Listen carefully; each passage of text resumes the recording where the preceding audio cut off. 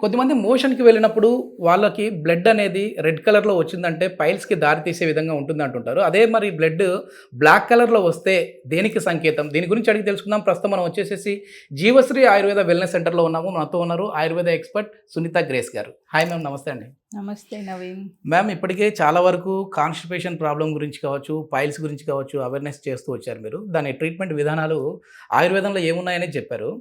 మీ video కింద ఒక comment వచ్చింది మ్యామ్. మరి ఇప్పుడు మోషన్‌కెళ్ళినప్పుడు బ్లడ్ రెడ్ కలర్‌లో వచ్చేసింది. అంటే బ్లడ్ నార్మల్‌గా ఉండేదే రెడ్ కలరు.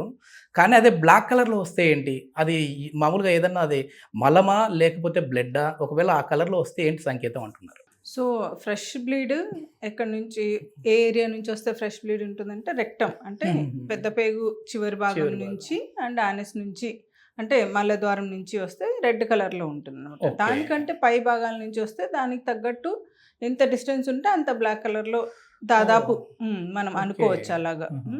సో, బ్లాక్ కలర్‌లో వచ్చిందంటే దానికి రీజన్స్ ఏమై ఉండొచ్చు అంటే ఆ బ్లడ్ కాసేపు ట్రావెల్ చేసి వస్తుందని అర్థం అనమాట. హుహు.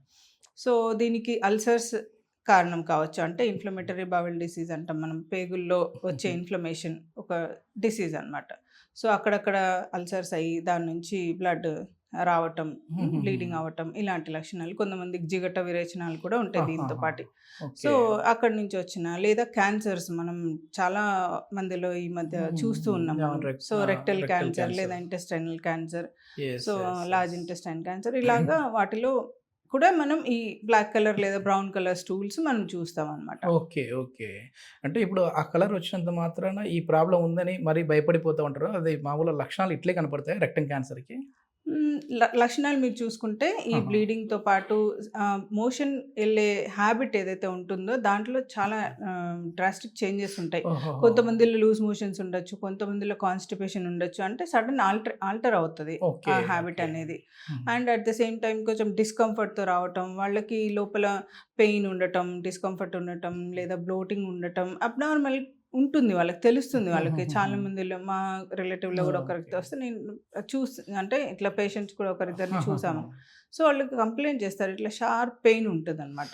సో, ఓహ్! ఆ పెయిన్, డిస్కంఫర్ట్, బ్లోటింగ్, ఆ మోషన్ హ్యాబిట్‌లో డిఫరెన్సెస్. కొంతమందిలో ఓహ్! రిబ్బన్‌లాగా రావటం అంటే పల్చగా రావటం. కొంతమందిలో లూజ్ మోషన్స్ రావటం. అంటే వాళ్ళు రెగ్యులర్ బౌల్ హ్యాబిట్స్ ఎలా ఉంటాయో వాటికి డిఫరెంట్‌గా మనకు కనపడ్డం అనమాట. ఓకే. So, okay. ఇవి మీరు బాగా అబ్జర్వ్ చేస్తే అప్పుడు మీరు హుహు. ఒకసారి చెక్ చేసుకోవాలి. ఫుడ్ హుహుహు. తిన్నందువల్ల ఏమన్నా ఇబ్బందయిందా? అదే. అదే. లేకపోతే ఇంకేదన్నా ఇబ్బంది ఉండొచ్చా అని. హుహు. ఇప్పుడు కొన్ని రోజులు అలాగే అది కంటిన్యూ అయిందనుకోండి. హ్మ్. హ్మ్. ఏదైనా ఇబ్బంది ఉంటే అప్పుడు సెట్ అయిపోతుంది. అలా కావట్లేదు ఇంకా 1 వారం, 10 రోజులయింది ఇంకా అలానే సింప్టమ్స్ ఉంటాయంటే మీరు గ్యాస్ట్రో ఇంటెస్టైన్ స్పెషలిస్ట్‌ని కలిసి ఒకసారి దానికి సంబంధించిన టెస్ట్‌లుంటాయి. కొలనోస్కోపీ ఇవన్నీ చేసుకొని, మనం ఏం ప్రాబ్లమ్ ఉంది మనం తెలుసుకొని, హ్మ్. దాని ప్రకారం ట్రీట్మెంట్ తీసుకోవచ్చు. So, okay. ఈ చాలామంది అదే పైల్స్‌లో నుంచి బ్లీడ్ అయితుంది. అంటే యెస్. కొంతమందిని యెస్. చూస్తే అదే. ఆశ్చర్యమైతది మనకి. హ్మ్. రోజులు, నెలల తరబడి బ్లీడింగ్ ఉంటుంది. అది పైల్స్ అనుకుని భ్రమపడతా ఉంటారు వాళ్ళు. ఓకే. ఓకే. కానీ అక్కడ ఇబ్బంది చాలా సీరియస్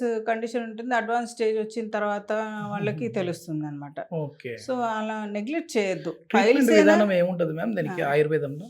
సో, పైల్సేనా లేదా క్యాన్సరా? ఇంకేదైనా గ్రోతా? పాలిప్పా? లేకపోతే బవెల్ డిసీజ్ ఉందా? హుహుహు. వాళ్ళకి క్రాన్స్ డిసీజ్ ఉందా? ఇవన్నీ మనం ప్రాపర్‌గా డయాగ్నోసిస్ అయిన తర్వాతే ట్రీట్మెంట్ ఉండాలనమాట. So, yes. యెస్. యెస్. నా ప్రాక్టీస్‌లో వచ్చేవరకి నేను రెక్టమ్ వరకి విజువలైజ్ చేస్తాం మనం. స్కోప్ పెట్టి చూసి ఏం హుహు. ప్రాబ్లమ్ ఉంది అని. సో, మాకు కూడా అక్కడ ఏం ప్రాబ్లమ్ కనపడట్లేదు.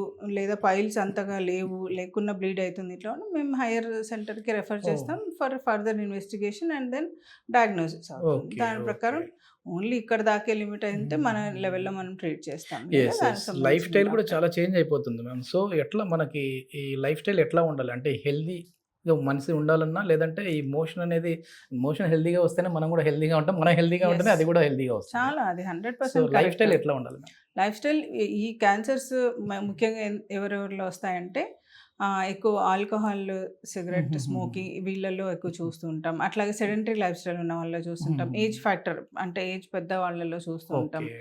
ఓల్డ్ ఏజ్‌లో ఎక్కువ వస్తుంది. At the same time genetic factor చాలా ఇంపార్టెంట్ ఇక్కడ. ఓహ్! అంటే ఫ్యామిలీ హిస్టరీ ఆఫ్ ఎనీ వంశపారపర్యంగా క్యాన్సర్స్ ఇది ఉంటే కూడా వస్తది. ఆహాహా! ఎనీ టైప్ ఆఫ్ క్యాన్సర్‌కి ఓకే. చాలా వరకి ఇది సిగ్నిఫికెంట్‌గా ఉంటుందన్నమాట. సో ఇవి main sedentary lifestyle, constipation ఇలాంటివి ఎక్కువ రోజులు ఉండటం, లేదా పాలిప్స్ అలాంటివి ఏమైనా గ్రోత్స్ లోపల ఉన్నా కూడా అవి over the period of time cancerous గ్రోత్స్గా కూడా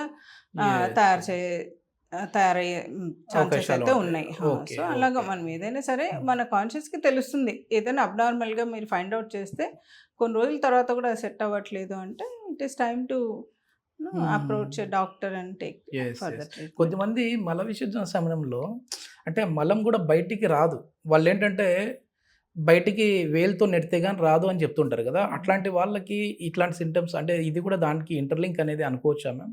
ఉండొచ్చు ఖచ్చితంగా. అంటే అదే చెప్తున్నాను కదా! అది ఎప్పటినుంచో ఉందా వాళ్ళకి, లేదా సడన్‌గా వచ్చిందా అది అనేది అక్కడ మనం చూడాలి కరెక్ట్‌గా. Okay, okay. నేను ఇందాక చెప్పాను కదా! ఇలా రెక్టమ్ క్యాన్సర్ ఇలాంటివి ఏమైనా అబ్నార్మల్ గ్రోత్స్ ఏమైనా ఉంటే ఇంటెస్టైన్స్ లేదా ఎండ్ ఆఫ్ ద ఇంట ట్రాక్‌లో ఉంటే మనకి ఫైల్స్‌లో కూడా ఇవే తెలుస్తుంది. కనపడతా ఉంటాయి మాక్సిమం. ఫైల్స్‌లో మనకి చాలా వరకు పెయిన్‌లెస్ బ్లీడింగ్ ఉంటదండి. చాలా వరకి. ఓకే. ఫిషర్‌తో అసోసియేటెడ్ లేకపోతే హ్మ్.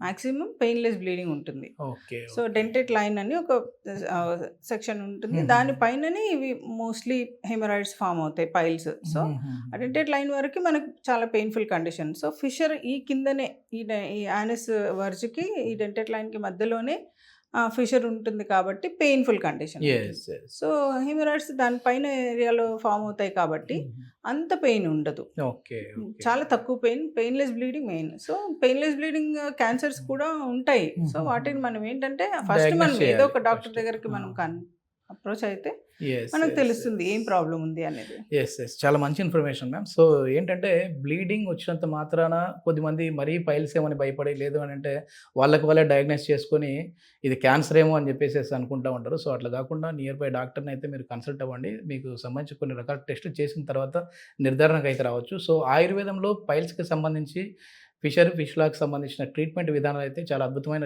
విధానాలు ఉన్నాయని చెప్పేసి డాక్టర్ గారు చెప్తా ఉన్నారు. సో జీవశ్రీ ఆయుర్వేద వెల్నెస్ సెంటర్ వారి కాంటాక్ట్ నెంబర్ ప్రొవైడ్ చేస్తున్నాం. దీనికి సంబంధించిన ఫర్దర్ ఇన్ఫర్మేషన్ మీరు తీసుకోవచ్చు. Thank you ma'am. Thank you.